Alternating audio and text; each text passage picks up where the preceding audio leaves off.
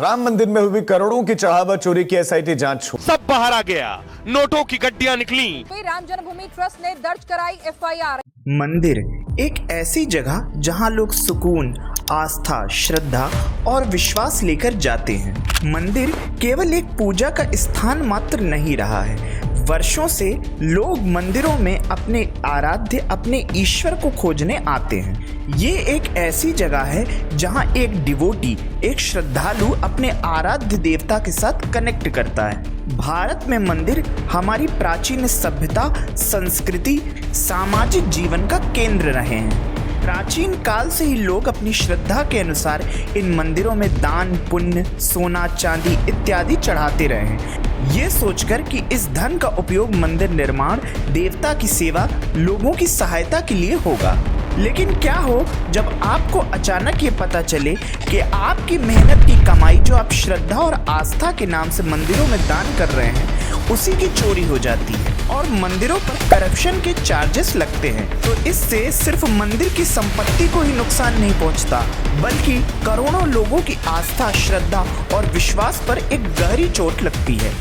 लेकिन सबसे बड़ा सवाल ये है कि आखिर मंदिरों में होने वाला ये भ्रष्टाचार और चोरी होती कैसे है। जिन मंदिरों में लोग अपनी श्रद्धा और आस्था से करोड़ों रुपए सोना चांदी दान करते हैं, वहां से करोड़ों रुपए और कीमती सामान गायब होने की खबरें आखिर बार बार हमारे सामने क्यों आती हैं?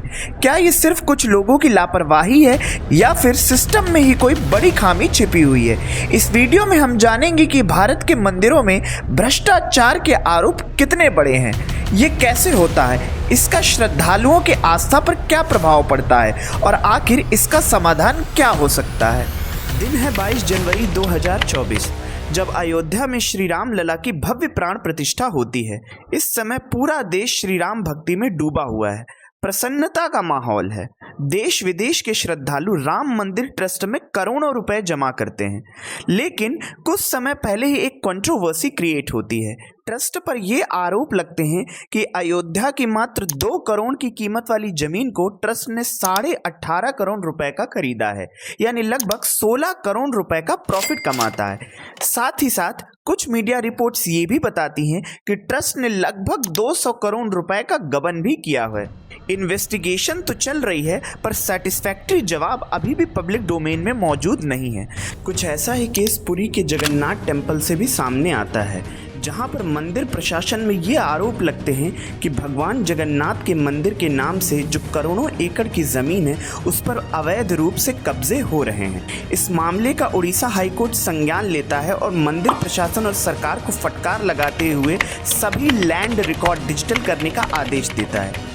इतना ही नहीं, आरोप ये भी लगे हैं कि मंदिर के सेवायत अन्नदान और महाप्रसाद के नाम पर भक्तों से पैसों की वसूली करते हैं। मामला जब कोर्ट पहुंचता है तो कोर्ट के आदेश से सभी करप्ट ऑफिशियल को सस्पेंड भी कर दिया जाता है और एक इन्वेस्टिगेशन टीम क्रिएट की जाती है।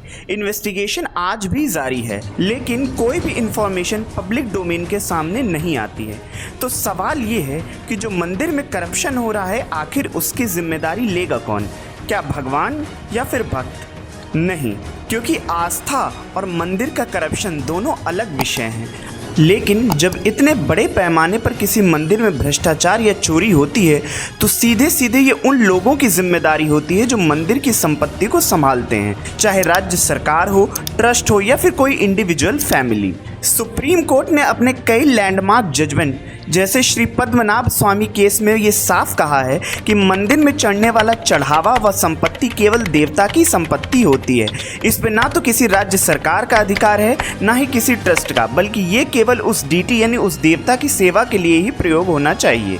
कॉन्स्टिट्यूशन का आर्टिकल 26 ये अनुमति देता है कि रिलीजियस इंस्टीट्यूशन को मैनेज करने के लिए या जो भी फाइनेंशियल अफेयर होते हैं, उन पे किसी भी तरह का टैक्स नहीं लगाया जाएगा।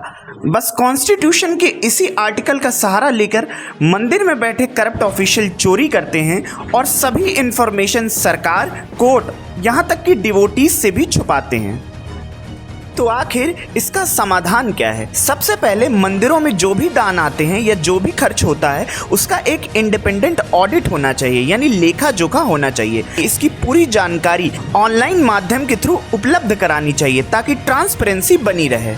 साथ ही साथ मंदिर प्रशासन में पुजारियों, श्रद्धालुओं और प्रशासन के लोगों की भागीदारी के लिए एक इंडिपेंडेंट कमेटी बनाई जानी चाहिए ताकि किसी एक पक्ष का पूरा नियंत्रण ना हो। और सबसे जरूरी बात, भ्रष्टाचार चाहे किसी भी संस्था में हो, उसके खिलाफ कार्रवाई समान रूप से होनी चाहिए। मंदिर करोड़ों लोगों के आस्था और विश्वास का प्रतीक है। अगर विश्वास और आस्था को बचाना जरूरी है तो सवाल पूछना भी उतना ही जरूरी है, क्योंकि पारदर्शिता से धर्म कमजोर नहीं होता बल्कि और मजबूत होता है। मिलते हैं अगली वीडियो में, तब तक के लिए जय हिंद।